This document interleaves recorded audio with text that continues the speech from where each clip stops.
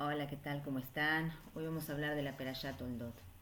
Dice el Pasuk, esta es la generación de Isaac, hijo de Abraham. Abraham tuvo a Isaac. ¿Para qué vuelve a decir de vuelta? Podría haber dicho directamente, Abraham tuvo a Isaac. Dice, como hablamos en la Perashá Bairá, que vimos que Abimelech tomó a Sara. Entonces la generación de ese entonces pensaban que Sara había quedado embarazada de Abimelech.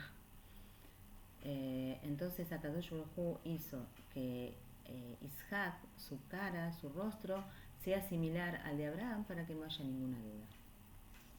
Vemos que Isaac se casó a los 40 años y Rivka tenía 3 años.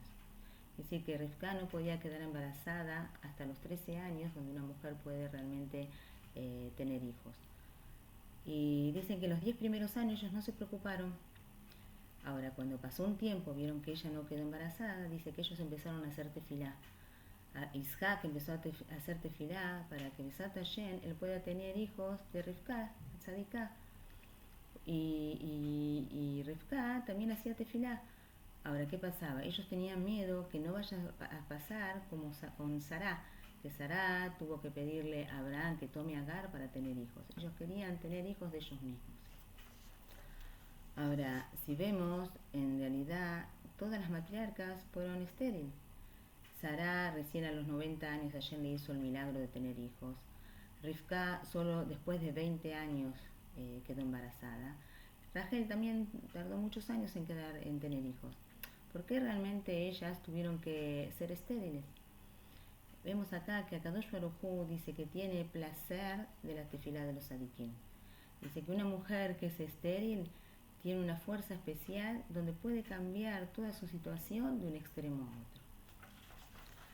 Vemos que después de 20 años Rivka quedó embarazada y dice que después de un tiempo ella empezó a sentir sensaciones extrañas.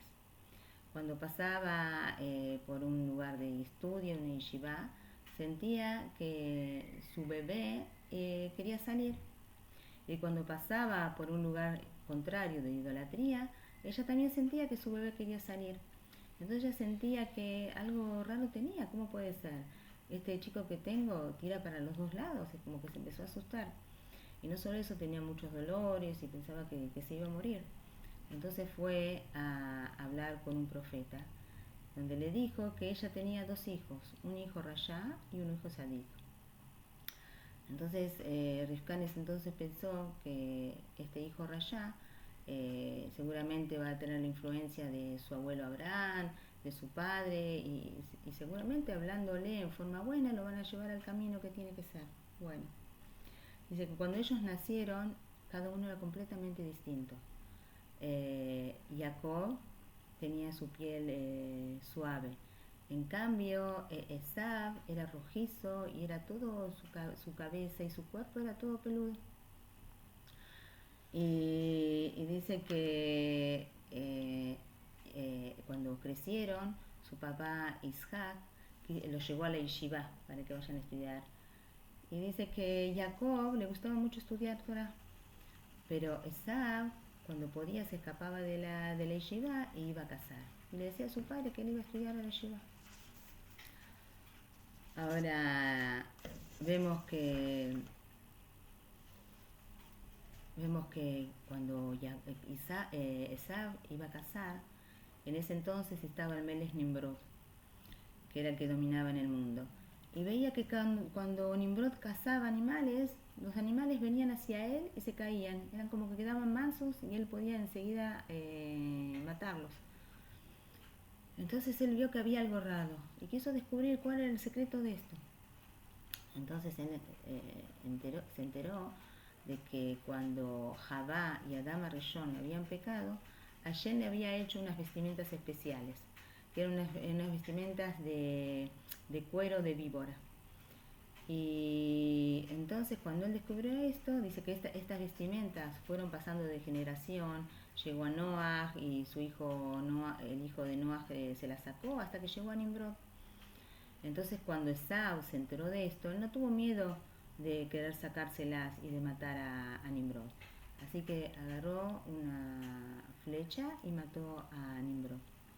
Entonces él estaba muy cansado y se fue para su casa después de haber conseguido las vestimentas y haber matado a Nimrod.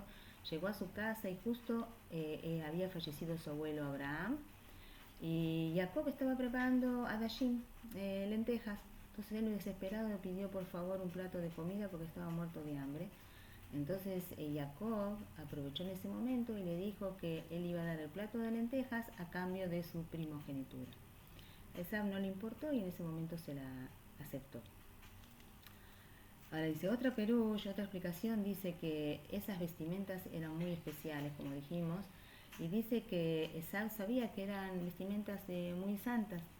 Entonces dice que él se las dio a su mamá para que se las guarde en el placar de su pieza. Y dice que Esab cada vez que entraba a visitar a su padre se vestía con estas ropas especiales. Vemos a pesar que Esab era un rayá, un malvado, cumplía con la misma de tener respeto a su padre y a su madre. Y entonces cada vez que entraba se cambiaba de ropas o era como si iba a ver al rey, ropas especiales. Ahora vemos que Isaac era Iber, era ciego, pero vemos que él quedó ciego a los 37 años cuando su padre lo iba a sacrificar.